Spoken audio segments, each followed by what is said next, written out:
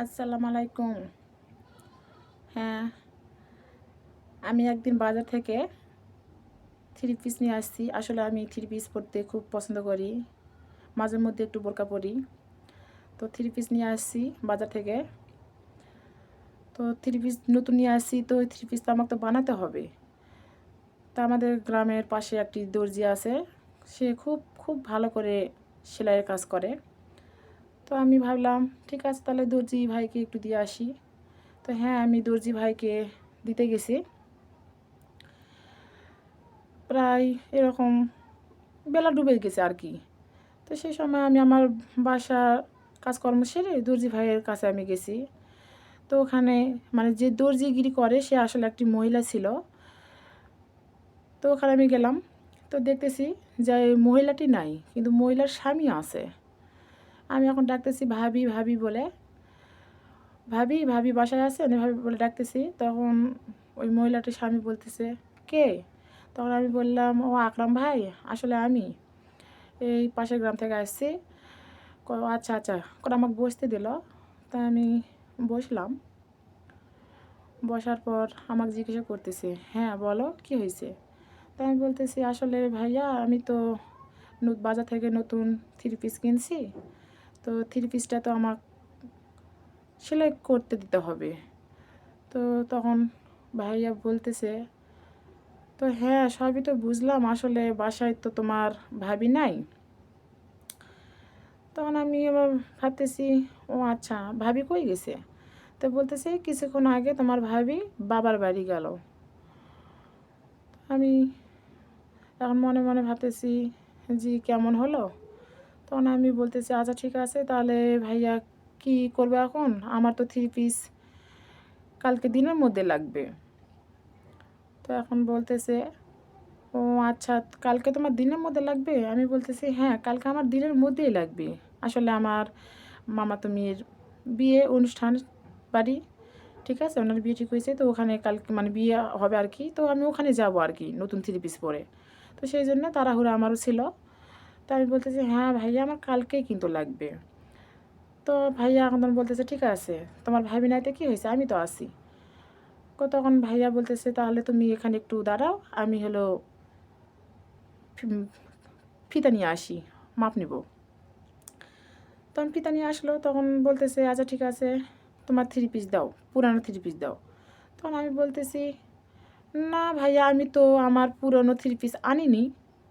তো এখন বলতেছে, তাহলে মাপ নিব কী করে? তা আমি এখন বলতেছি, তাহলে একটা কাজ করো, ভাবি তো থ্রি পিস পরে, ভাবি আর আমি তো একই রকম। তো ভাবির একটা থ্রি পিস দেন, আমি পরে নিচ্ছি। তো ওটা দিয়েই দেখি আমার গায়ের সাথে ফিটিং খায় কি। যদি ফিটিং খায় তাহলে ওটা দিয়েই হয়ে যাবে। তো বলতেছে, না তোমার ভাবি তো থ্রি পিস নিয়ে গেছে, তোমার ভাবি তো থ্রি পিস রাখি নাই, ও বাবার বাড়ি গেছে, দুদিন থাকবে তো নিয়ে গেছে। তাহলে কেমন হলো? তখন বলতে, চিন্তা করো না, তুমি যদি কিছু না মনে করো তাহলে আমি হচ্ছে তোমার গায়ে মাপ নিতে পারবো। তখন আমি বলতেছি, আরে ভাই কি কথা বলেন, আমি আবার কি মনে করব? আচ্ছা ঠিক আছে, আপনি তো আমার ভাই, তাহলে নেন মাপ নেন। তখন হ্যাঁ, উনি আমার মাপ নিচ্ছে। তো যখন উনি ফিতাটা মাপ নিচ্ছে আমার বডির, শরীরের, যখন আমার এই বুকে যখন মাপ নিচ্ছে, তখন সত্যি আমার গা যেন শিউরে উঠতেছে। মানে কেমন যেন আমাকে লাগতেছে, একটা ভিতরে অনুভূতি একটা হচ্ছে।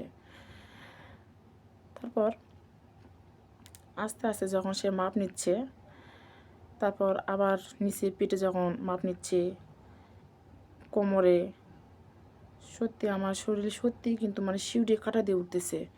হ্যাঁ এ কি আমার এমন কেন হচ্ছে? তখন আমাকে বলতেছে, একটু পিছনে ঘোরো। তা আমি বলতেছি, কেন পিছনে কেন ঘুরবো? আরে পাগলি, মাপ নিতে হবে না? তোমার ঝুল কত বড় নিবে না নিবে মাপ নিতে হবে না? তো আমি পিছনে ঘুরলাম, করে হ্যাঁ মাপ নিচ্ছে। আবার বলতেছে, আমি তো গেঞ্জি পরে থাকি মাঝে মধ্যে, তো সেদিন গেঞ্জি পরছিলাম। তারপর বলতেছে, একটু কিয়া করো, গেঞ্জিটা একটু তোলো, উপরে তোলো। আর বলতেছে, লজ্জা করো না। আমিও লজ্জা মানে করিনি। আস্তে আস্তে আমিও গেঞ্জিটি তুলতেছি। সে মাপ নিচ্ছে কোমরের।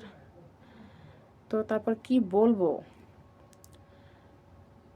যে দর্জিগিরি আমার মাপ নিচ্ছে তারও ভিতরে একটা অনুভূতি হচ্ছে, আমারও ভিতরে একটা অনুভূতি হচ্ছে।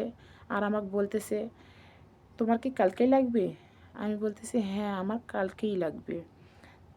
তাহলে একটা কাজ করো, তুমি এখানে একটু বসো, আসলে তোমার ভাবি তো ভাত রান্না করে যায়নি, তাহলে তুমি একটু ভাত রান্না করো। তখন আমি ভাবতেছি, ঠিকই তো, আমারও তো বাসা বেশি দূর না, কাছেই তো, আর আমার বাসা তো কেউ নাই, আমি তো একা আছি, তাহলে নয় কিছুক্ষণ সময় একটু এখানে ভাত রান্না করে দিয়ে যাই।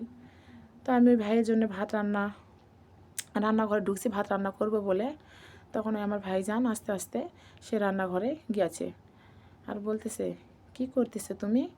তাই আমি বলতেছি, ভাইজান এই যে তোমার জন্য বেগুন ভাজি করব, আর তুমি কি খাবা সেটা করব। তো বলতেছে, আমি শুধু তোমাকে চাই।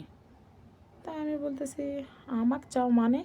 তো বলতেছে, আরে পাগলি তুমি বুঝতে পারলে না, আজকে না আমার বাসাতে তোমার ভাবি নাই আর নাই, আবার তোমার বাসাতেও কেউ নাই, তাহলে আজকে আমরা দুজনে একটু সময় কাটাই আর কি। তখন হ্যাঁ আমিও ভাবতেছি, সত্যি তো আমার বাসায় তো কেউ নাই, আমার স্বামী বিদেশ থাকে, অনেক দিন হচ্ছে আসেনি, আমিও অনেক দিন থেকেই এভাবে একা আছি। তো সে যখন আমার মাপ নিচ্ছিল গায়ের, তো ওই জন্য মনে হয় আমার শরীর কাটা দিয়ে শিউরে উঠতেছে। তখন আমি ভাবলাম, আচ্ছা ঠিক আছে, তাহলে আমরা কিছুক্ষণ সময় এখানে কাটাই। হ্যাঁ, তারপরে ও ভাইয়া আমাকে তার বেডরুমে নিয়ে গেল। বেডরুমে নিয়ে যাওয়ার পর তার খাটের উপর আমাকে কোলে করে নিয়ে শোয়ালো। কোলে করে নিয়ে শোনার পর আমার যে গায়ের ওড়নাটা আছে, আমার এই গায়ের ওড়নাটা সে আস্তে আস্তে নিচে নামাই নিয়ে আসলো। তারপর গেঞ্জির উপরে হাত বুলাচ্ছে, আমার খুব খুব ভালো লাগতেছে। আস্তে আস্তে গেঞ্জির উপরে তুললো এবং এভাবে করার পর আমি আর নিজেকে কন্ট্রোল রাখতে পারলাম না।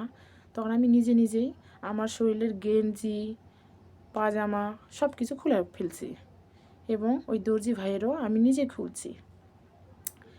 একটা একটা করে তার বোতামে শার্ট খুললাম, তার প্যান্ট কেউ করছি। তারপর আমরা দুজনে কি বলবো, একে অপরকে এতই ভালোবাসছি। বিছানা খুব সুন্দর, সেদিন আমাদের বিছানায় আনন্দ উপভোগ করছি আমরা দুজন।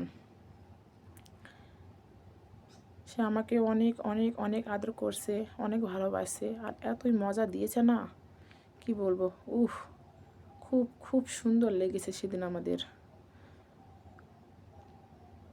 তার যে যন্ত্রটা আছে সত্যি খুব ভালো ছিল, খুব সুন্দর পারে সে, অনেক ভালো লাগছে, আমারও ভালো লাগছে। আমি তো নিজেকে কন্ট্রোল রাখতে পারিনি, এত চিৎকার দিছিলাম যে কী বলবো। আমরা খুব আনন্দ উপভোগ করছি।